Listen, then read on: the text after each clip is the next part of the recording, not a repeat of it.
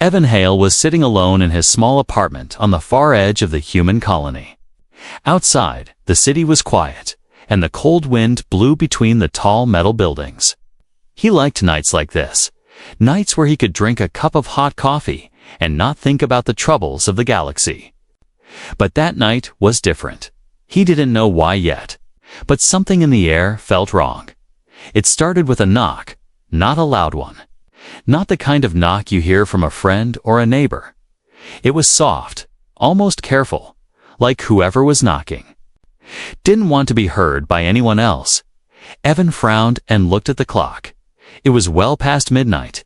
He wasn't expecting anyone for a few seconds. He thought about ignoring it. But the knock came again. A little faster this time. Evan stood and walked to the door. He hesitated, his hand on the lock. This was a human colony, yes? But they were close to alien territory. Strange things happened here, and sometimes, trouble came knocking literally. He unlocked the door and opened it just a little. Standing in the hallway was a young alien woman. She was small, with thin arms and large silver eyes that reflected the dim yellow light. Her skin had a faint glow, almost like it caught the light and held it. She looked nervous, her hands clutching the sides of her worn cloak. When she spoke, her voice was barely more than a whisper. "I can cook. I can clean. I can be quiet," she said. Evan blinked, confused. "What?" he asked. "I can cook. I can clean. I can be quiet," she repeated, her voice shaking a little. I just need a place to stay, please." Evan's first thought was that this was some kind of scam. But her eyes, they didn't look like the eyes of a liar. They looked like someone running from something. Someone desperate. He glanced over her shoulder. And that's when he heard it. The sound of heavy metallic footsteps echoing in the hallway outside. They were slow, steady, and much too heavy for a normal person. Someone was coming. The woman noticed too. She took a small step closer to his door. Her voice now urgent. "They're looking for me. Please, let me in." Evan's mind raced. He didn't know who they were, but from the sound of those footsteps, he knew they were bad news. He could close the door right now. Pretend he had seen nothing and stay safe. Or he could take a risk. The footsteps grew louder, the hallway lights flickered, and shadows stretched across the walls. Evan made his choice. He pulled the door open wider and motioned her inside. She rushed in without a word, her cloak brushing against him as she passed. He closed and locked the door quickly. A moment later, two tall figures passed by his window. They were wearing dark armor, their helmets shaped like the heads of insects. Even from here, Evan could hear the low hum of the weapons on their belts. They didn't stop, but one of them turned his head slightly toward Evan's building. Then they moved on, disappearing into the night, inside.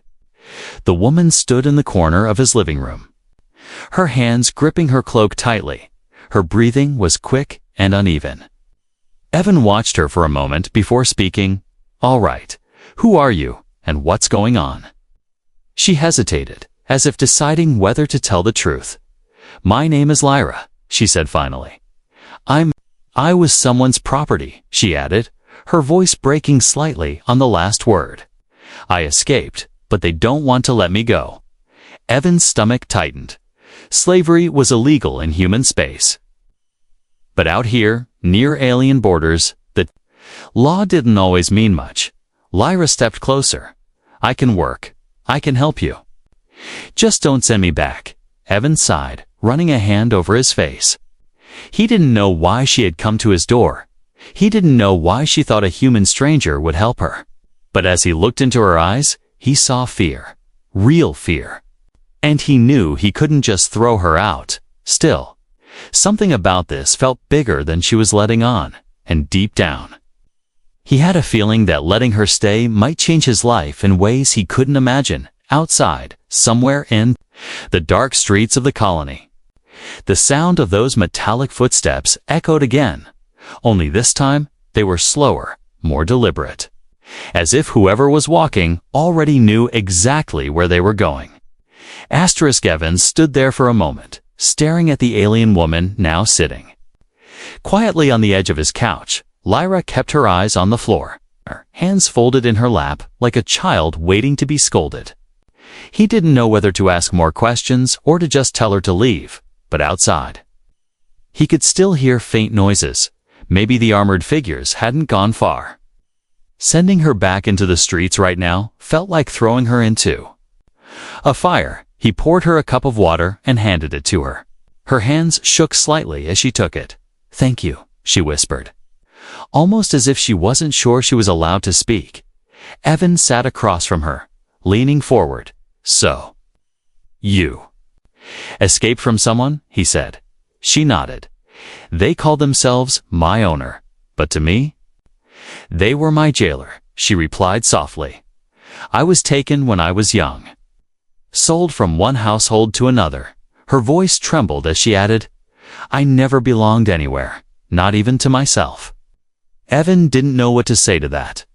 The galaxy was full of ugly truths, and slavery was one of the worst.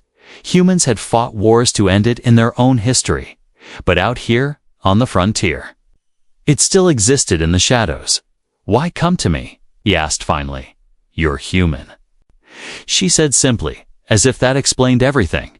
"In my world, humans are different," she continued. "Some say you're dangerous, that you never follow the rules of other species. Others say you're protectors, that you stand in the way when no one else will." Evan gave a short laugh, though there was no humor in it. "Not all humans are like that," he said.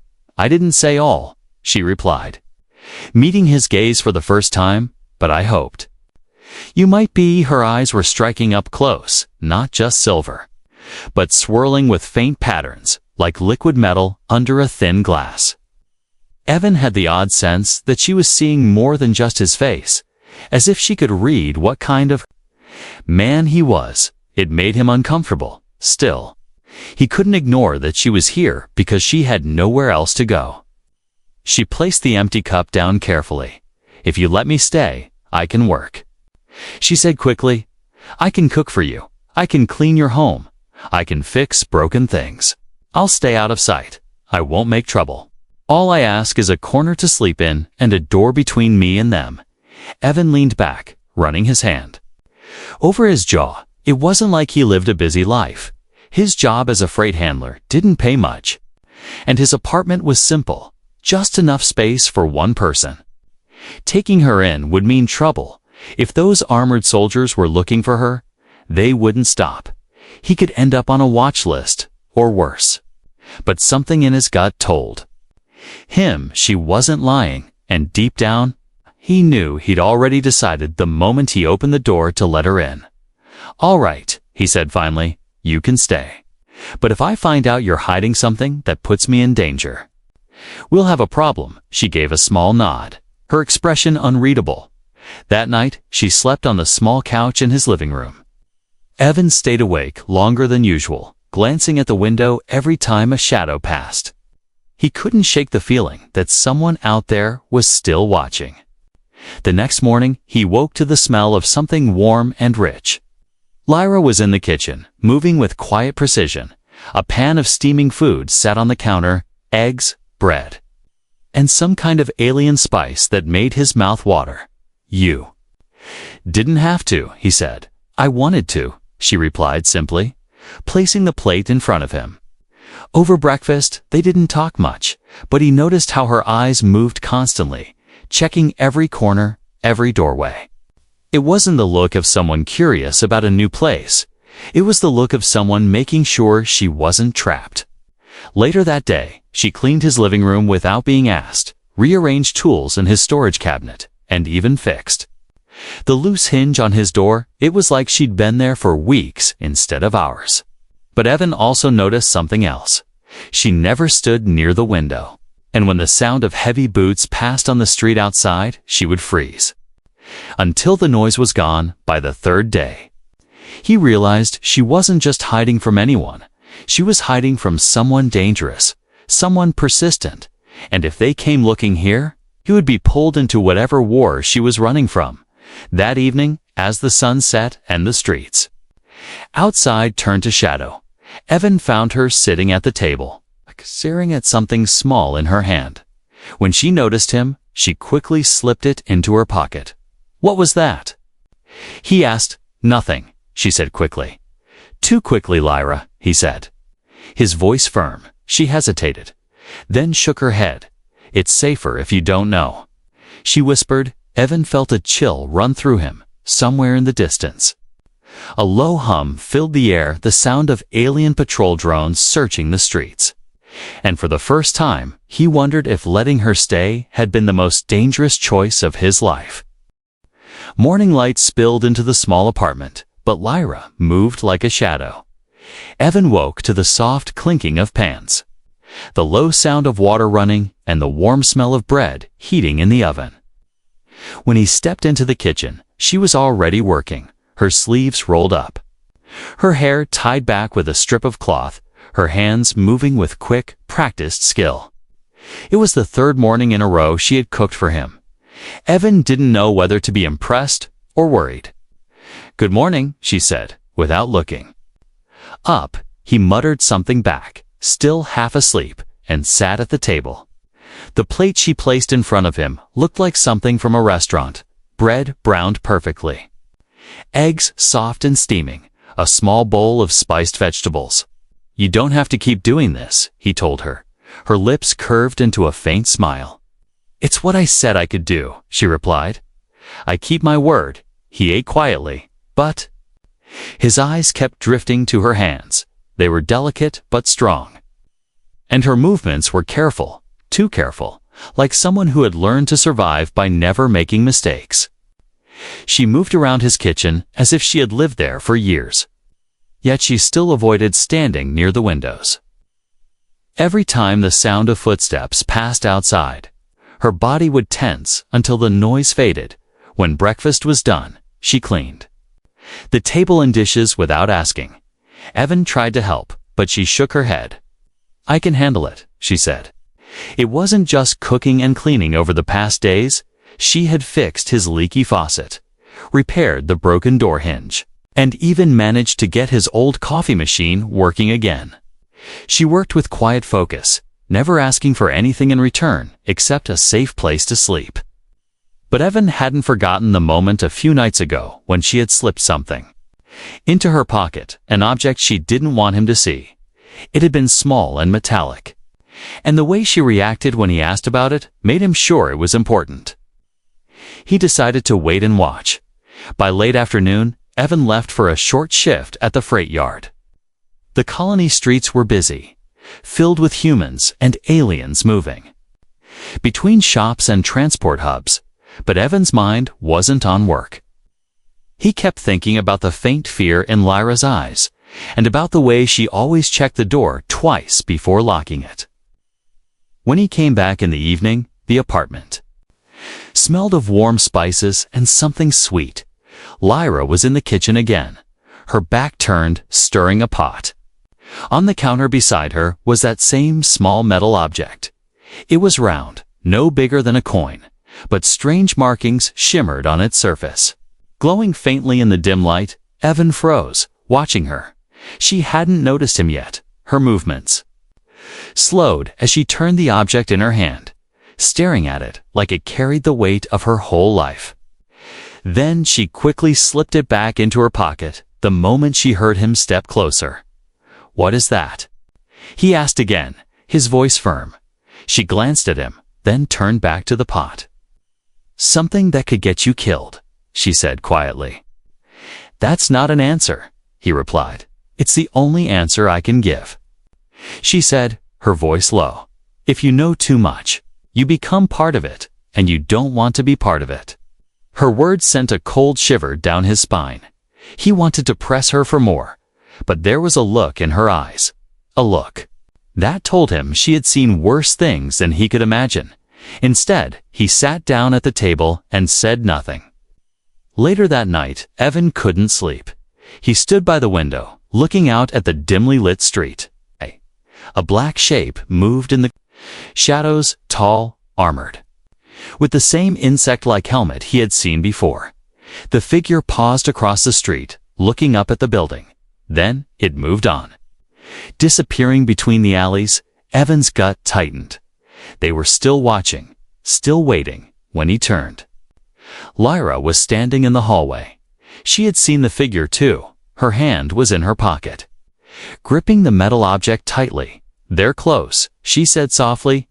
"I thought I had more time, but they've found me again." Evan took a step toward her. "You need to tell me everything." "Lyra," he said. She hesitated. Her eyes locked on his. "If I tell you, you won't have a choice. You'll have to decide whether to protect me or give me to them," she whispered. "And once you choose, there's no going back." The night felt heavy around them, outside. The faint hum of alien patrol drones filled the air. Somewhere out there, danger was moving closer. And inside the apartment, a choice was forming. One that could change both their lives forever. Evan didn't remember falling asleep, but he woke to the sharp sound of glass breaking. His heart jumped, and he was on his feet in seconds. The noise had come from the kitchen. Lyra was already there, crouched low. Her eyes fixed on the window. The cold night air blew in, carrying the faint smell of metal and something sharp, like ozone. Someone had broken in. Before Evan could speak, two tall shapes appeared in the shattered frame. They climbed in with smooth, practiced movements, their dark armor glinting under the streetlight. Their insect-like helmets hid their faces, but he could feel their eyes locked on Lyra. One of them raised a small, humming weapon. The other spoke in a strange, distorted voice. "Return the asset, human, and we will let you live." Evan stepped in front of her without thinking. "She's not an asset," he said, his voice steady, even though his chest was tight. "She's a person." The second figure tilted its head slightly. "Step aside," it ordered. "She is stolen property, and you are interfering." Lyra's voice was barely a whisper behind him. "They'll never stop, Evan. They'll chase me until I'm back in chains." Evan glanced at her. Her hand was in her pocket again, gripping the small metal object. "What's in your pocket?" he asked quickly. She hesitated, then pulled it out. It gleamed faintly in the dark. A flat, circular disc, no bigger than a coin. Strange markings moved across its surface, shifting like liquid metal. "This," she said, "is why they want me. It holds information I stole, records of every illegal deal, every slave sold, every name, every place. If this reaches the Interstellar Council, their whole network will fall." Evan stared at the disc. It looked harmless, but the way the armored figures tensed when they saw it told him it was anything but. "You could have told me," he said. "It would have put you in danger," she replied. He gave a short, humorless laugh. "I think we're past that." The first armored figure took a step forward. "Hand it over, or we will take it from your corpse." Evan's instincts kicked in. He grabbed the nearest thing within reach, a heavy metal pan, from the kitchen counter, and swung it hard. The blow landed on the side of the nearest soldier's helmet with a loud clang. The figure stumbled, giving Evan just enough time to shove Lyra toward the door. "Go," he shouted. They ran into the hallway, Evan pulling the door shut behind them. The sound of boots and shouts followed them as they raced down the narrow corridor. Lyra moved quickly, her small frame slipping easily between the other residents who poked their heads out to see what was happening. Evan stayed close behind, his heart pounding. They burst out into the night air. The colony streets lit only by a few flickering lamps. Shadows stretched long between the tall buildings. The cold air burned in Evan's lungs as they ran behind them. The armored figures pushed through the crowd, their weapons humming. "Where are we going?" Evan called. "Somewhere they can't follow," Lyra said. Her eyes darted left and right. Searching, finally, she turned into a narrow side street, almost invisible, between two storage depots. This way, she urged. The alley smelled of oil and rust. Pipes ran along the walls, leaking steam that made the air thick. At the far end, Lyra knelt by a locked maintenance door and pulled a small tool from her cloak. Her fingers moved fast. And within seconds, the lock clicked open. They slipped inside, the darkness swallowing them. The space was a network of old industrial tunnels, long abandoned, full of broken crates and discarded machines. Lyra led the way with quick, certain steps. "You know this place," Evan said. "I learned every back route when I escaped the first time." She replied, "Slavers don't like it when you know more than they do." The sound of footsteps echoed in the tunnels. They weren't alone. Evan grabbed a length of pipe from the ground and held it like a bat. Lyra pressed the disc into his hand. "If they catch me, don't let them take this," she said. "Promise me." Evan's jaw tightened. "I'm not letting them take either of us," he said. They moved deeper into the tunnels, turning corner after corner, but the hunters were relentless every time they thought they'd lost them. The metallic footsteps returned, closer than before. Finally, Lyra stopped in front of a large, rusted door. "This leads to the industrial district," she said. "If we can reach the freight lifts, we can disappear into the cargo routes." Evan nodded, pushing the door open. The cold night air hit them again, along with the distant sound of machinery. But before they could step through, a shadow fell across the doorway. One of the armored hunters stood there, weapon raised, blocking their escape. The armored hunter blocked the exit, its weapon glowing faintly as it charged. Evan's grip tightened on the length of pipe in his hand. Lyra stood just behind him, clutching the small metal disc like it was her last breath. The hunter's voice came through its helmet, deep and distorted.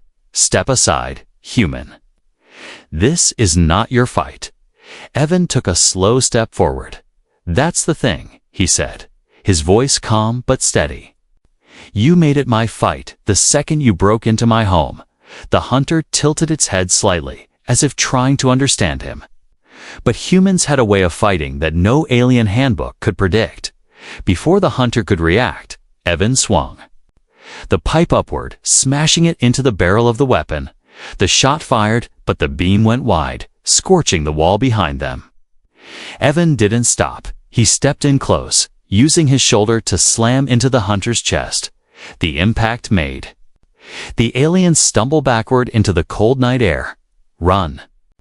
Evan shouted. Lyra darted past the stunned hunter, and Evan followed.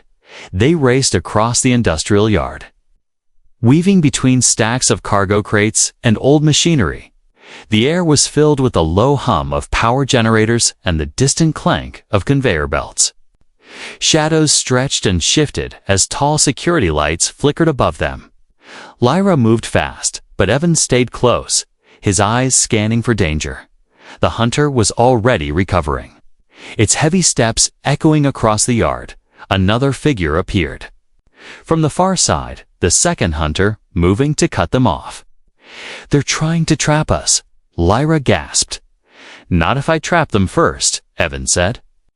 He grabbed her arm and pulled her toward a narrow row of freight containers stacked high. "This way?" he whispered. They slipped into the gap, the metal walls towering on both sides. The air smelled of rust and old oil. At the far end of the passage, a heavy chain hung from a crane hook. Swaying gently, Evan's mind worked fast. He picked up a loose steel rod from the ground and jammed it into the control panel. Sending a burst of sparks into the night, the chain began to lower. Slowly, making a faint creaking sound. "Keep going," he told Lyra. She hesitated. "What are you doing?" "Making sure they remember what it's like to chase a human," he said with a small grin as the hunters entered the narrow passage. Evan swung the chain sideways with all his strength. The heavy hook smashed into the first hunter's chest. Knocking it into the second, both hit the ground hard, their weapons clattering away. "Move!" Evan shouted again, and they ran out the other side. They reached the edge of the freight yard, where the giant cargo lifts were still operating. Each platform was big enough to carry a small truck, rising and falling between the yard and the transport bay above. Lyra pointed to one that was descending. If we get on, we can reach the main cargo route from there. We can disappear into the freight lines. They sprinted toward it. But as they stepped onto the platform, a loud alarm blared across the yard. Security floodlights snapped on. Bathing the area in harsh white light, the hunters had triggered the alert. Now, automated defense drones hovered into the air, scanning the area with bright red sensors. Evan looked at Lyra. "They don't just want you," he said. "They want to make sure we don't get a single step farther." One of the drones swooped toward them, its energy weapon charging. Evan grabbed a loose tarp from the platform floor and threw it into the drone's sensors. Blinding it, the machine spun wildly before crashing into the side of a cargo container. Lyra stared at him in shock. "You don't fight like them," she said, almost amazed. "No," he said. Breathing hard, "I fight like me." The lift jolted and began to rise, carrying them toward the upper levels. But the hunters weren't far. Evan could see their armored figures sprinting across the yard below. "Jumping onto another lift, they're coming," Lyra said. Evan looked at the stack of loose cargo on their platform crates. "Metal, rods, and heavy industrial parts. Then we'll make sure they regret it," he said. As the hunters climbed, Evan began kicking the crates off the edge, forcing them to dodge or slow down. One of the crates smashed into the second hunter, sending it crashing back to the lower level. But the first kept coming. It pulled itself onto the platform, its glowing visor fixed on Lyra. Evan stepped between them again. "You're really bad at taking a hint," he said, swinging the pipe in his hands. The fight was close and brutal. The hunter's armor was strong, but Evan's strikes were relentless, targeting the gaps at the joints. Finally, with a hard swing to the helmet, the visor cracked, sparks bursting from inside. The hunter stumbled backward just as the lift reached the top. Evan shoved it hard, sending it tumbling over the edge into the yard below. Lyra stared at him, her chest rising and falling fast. "You could have let them take me," she said quietly. "I don't let people get taken," he replied. "Not while I'm breathing." The cargo platform doors slid open, revealing the dark maze of the transport bay. It was their best chance to vanish into the endless flow of freight leaving the colony. But Evan knew this wasn't over. The hunters would be back, and next time. They wouldn't come alone. The transport bay stretched out before them, a dark and endless maze of stacked containers and rumbling cargo haulers. The air smelled of oil and dust, and the constant thrum of engines made the ground vibrate under their feet. Evan and Lyra slipped into the shadows between two massive freight stacks, moving quickly but carefully. If they made one wrong turn here, they could be trapped. Lyra clutched the small metal disc tightly in her palm, her eyes scanning for danger. "They'll regroup," Evan whispered. "They always do," she replied. Her voice low, her words weren't a guess. They were a certainty. Evan could see it in her face. She had run from them before. She knew how they hunted. They didn't give up. As they weaved through the bay, a loud metallic clang echoed behind them. Evan froze. Then came the sound of heavy footsteps. The hunters were back, but this time they weren't alone. From the shadows stepped more armored figures, 4, maybe 5, all moving in perfect coordination. Their glowing visors swept the area, scanning the dark corners. "They brought reinforcements," Evan muttered. Lyra's grip on his arm tightened. "We can't fight them all," she said. "Maybe not," he replied. "But we can make sure they don't get what they want." Evan's eyes darted to the ceiling, where heavy overhead cranes moved shipping containers along magnetic tracks. An idea began to form. "Follow me," he said, leading her toward a maintenance ladder. They climbed quickly, the hunters' voices echoing below, distorted through their helmets from above. Evan could see the whole bay, a giant chessboard of containers, machinery, and moving equipment. If they played it right, they could turn the hunter's perfect formation into chaos. Evan guided Lyra across a narrow catwalk until they reached the main crane controls. He handed her the pipe he'd been carrying. "Keep anyone from coming up here," he told her. "What are you going to do?" she asked. "Something stupid," he replied with a faint grin. He powered up the crane, the magnetic claw swinging slowly over the stacked containers. Below, the hunters spread out. Unaware they were being watched, Evan moved the claw into position and then released it with a loud crash. A massive container dropped, slamming into the floor and blocking off one of the main paths. The hunters shouted in their strange language, scattering to avoid the falling debris. Evan didn't stop. He swung the crane again, knocking containers into new positions, cutting off their roots and forcing them into tighter spaces. From her position, Lyra kept watch, her eyes darting between Evan and the ladder. One of the hunters tried to climb up toward them. She swung the pipe hard, cracking it against the side of his helmet. The alien slipped and fell, hitting the ground with a heavy thud, but the others were closing in. One of them raised a weapon, aiming for the catwalk. Evan spotted it just in time.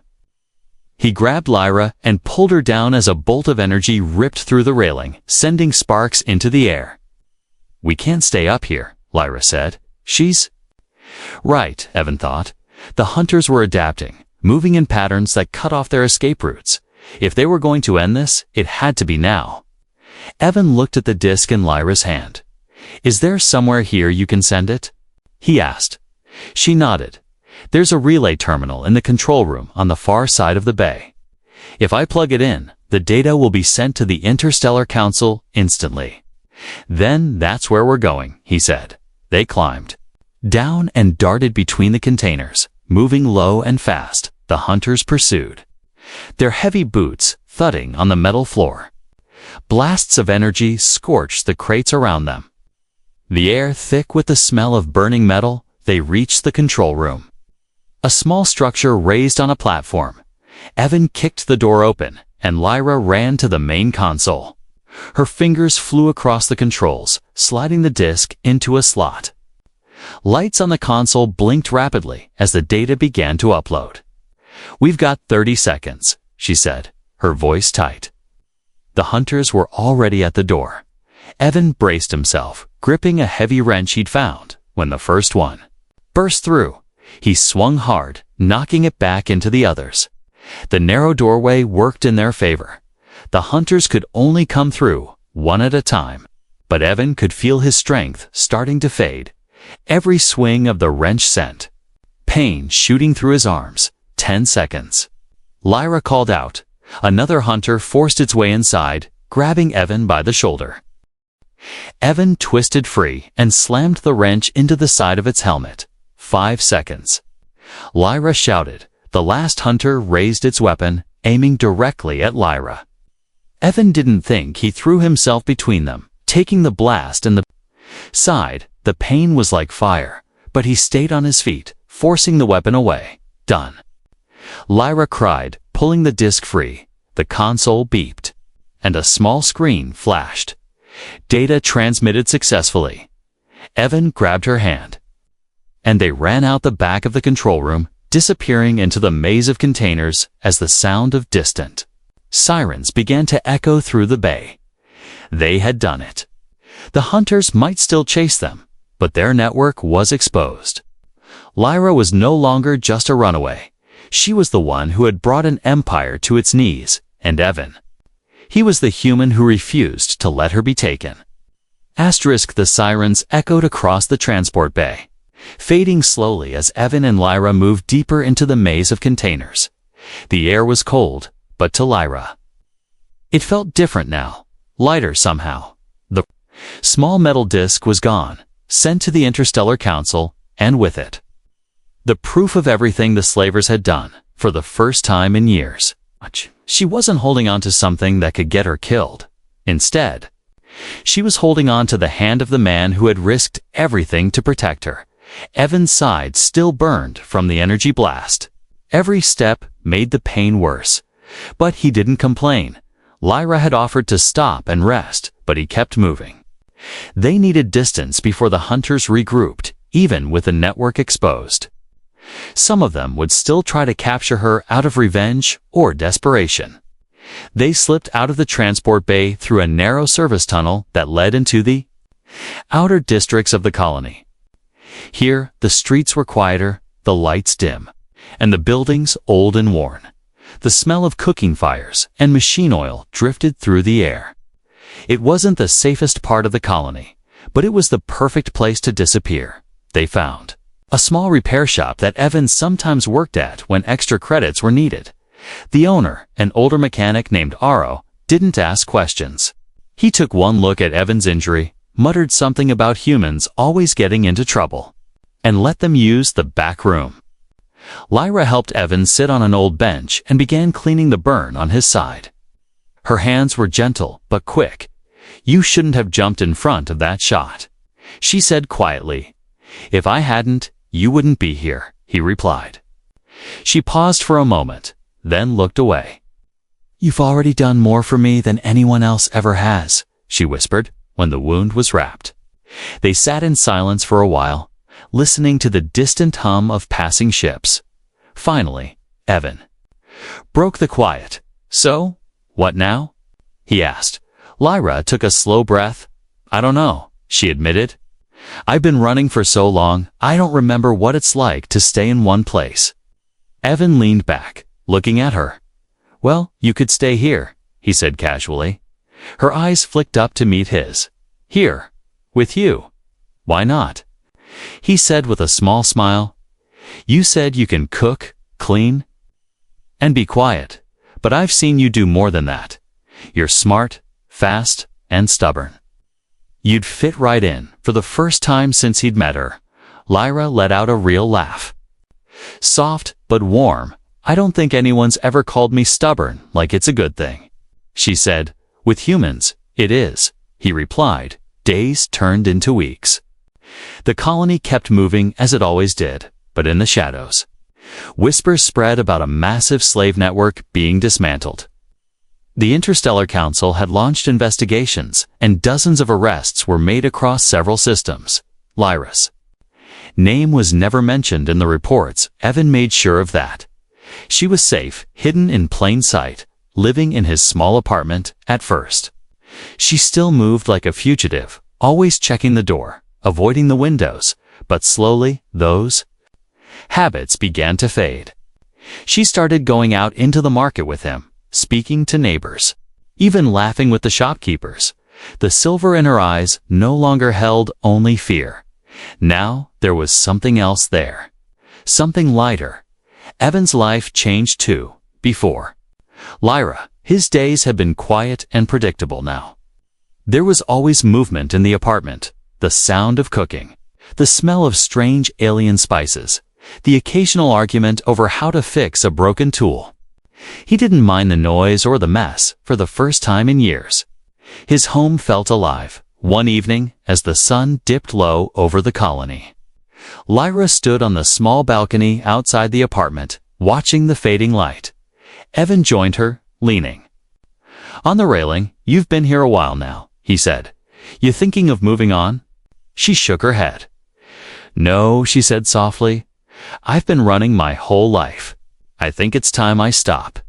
They stood in silence for a moment, the cool air brushing past them.